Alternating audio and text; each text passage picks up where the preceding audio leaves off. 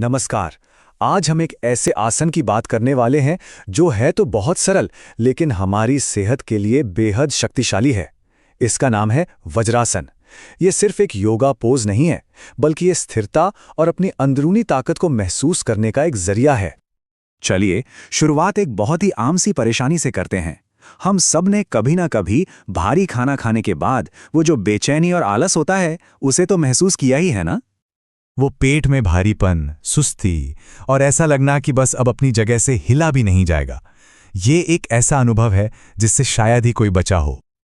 आमतौर पर लोग क्या कहते हैं कि भाई खाने के बाद ज्यादा हिलना डुलना नहीं चाहिए, लेकिन जानते हैं एक बहुत पुराना रहस्य कुछ और ही कहता है। वो ये कहता है कि इसका समाधान हिलने में नहीं बल्कि सही तरीके से स्थिर बैठने में है।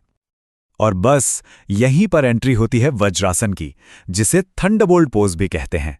ये आसन सिर्फ हमें स्थिरता ही नहीं देता, बल्कि ये हमारे पाचन को सुधारने का एक अचूक वादा भी करता है।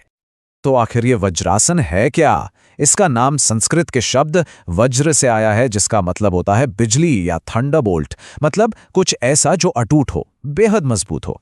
तो ये आसन हमारे शरीर को वज्र जैसा मजबूत बनाता है और मन को स्थिर करता है। सच कहूं तो इस आसन का पूरा सार इसी एक लाइन में छिपा है। जब हम शारीरिक तौर पर स्थिर होते हैं ना, तो हमारा मन अपने आप शांत और शक्तिशाली हो जाता है। तो फिर ठीक है, अब ये सीखते हैं कि इस आसन को सही तरीके से करना कैसे है। ये बहुत ही आसान है और आप चाहें तो अभी मेरे साथ साथ इसे कर भी सकते हैं। तो चलिए तैयार हो जाइए, हम इसे एक एक स्टेप करके समझेंगे। चलिए शुरू करते हैं। सबसे पहले आराम से फर्श पर अपने घुटनों के बल बैठ जाएं। अब अपने हिप्स को अपनी एड़ियों पर टिका दें और हाँ, ध्यान रहे कि एड़ियां बाहर की तरफ हों। अपनी हथेलियों को आराम से अपनी जांघों पर रख लें और अपनी रीढ़ की हड्डी को बिल्कुल सीधा रखें, कोई झुकाव नहीं। अब धीरे से अपनी आंखें बंद कर लें और बस कुछ गहरी लंबी सांसें अंदर लें और बाहर छोड़ें। शुरुआत में बस 2 से 5 मिनट ही काफी हैं। देखिए, इस आसन का सबसे जरूरी हिस्सा है अपनी सांसों पर ध्यान देना। जब आप सांस ले रहे हैं और छोड़ रहे हैं तो उस शांति को और स्थिरता को महसूस करें। ऐसा महसूस करें जैसे आप जमीन से जुड़ गए हैं, ग्राउंडेड। अब सवाल ये उठता है कि भाई सिर्फ ऐसे बैठने से इतने सारे फायदे कैसे हो सकते हैं? तो चलिए इसके पीछे का थोड़ा विज्ञान भी समझ लेते हैं।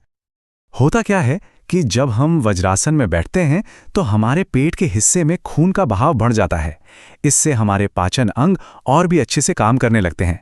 साथ ही ये हमारे नर्वस सिस्टम को शांत करता है और शरीर की रेस्ट एंड डाइजेस्ट वाली प्रक्रिया को चालू कर देता है। वज्रासन का जो सबसे बड़ा और सबसे मशहूर फायदा है, वो सीधे सीधे हमारे पाचन तंत्र से ही जुड़ा हुआ है। ये शायद अकेला ऐसा आसन है जिसे खाना खाने के तुरंत बाद करने की सलाह दी जाती है। ये गैस, एसिडिटी, कब्ज जैसी परेशानियों से तो राहत दिलाता ही है, साथ ही हमारे मेटाबॉलिज्म को भी बेहतर बनाता है। लेकिन इसके फायदे सिर्फ पेट तक ही सीमित नहीं हैं। ये आसन हमारे शरीर और मन दोनों के लिए एक बहुत मजबूत नींव तैयार करता है। यहाँ हमारी पीठ और घुटनों को ताकत देता है, और क्योंकि ये शरीर को एक स्थिर आधार देता है, तो ये ध्यान या प्राणायाम जैसी क्रियाओं के लिए बिल्कुल परफेक्ट है। इससे हमारा मानसिक संतुलन और एकाग्रता भी बढ़ती है।